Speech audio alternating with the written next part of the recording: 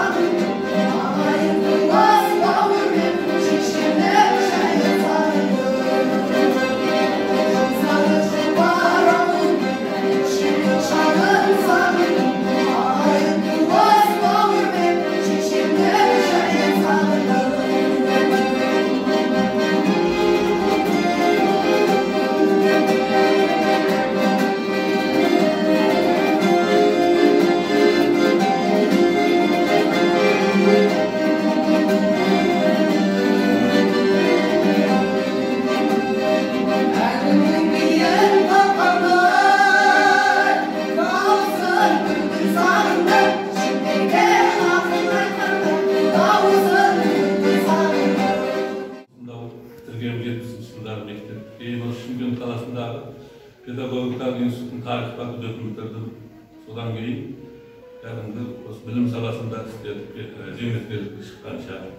Мынау тәуелсіздіктің 30 жылдығында жасап жатқан іс-шараларын өте әдемі екен. Мынау оқушыларға, ұстаздар қауымына рахмет, осындай іс-шаралар өткізіп, ардагерлер шақырып, сыйлап, құрметтеп жатқандарыңызға.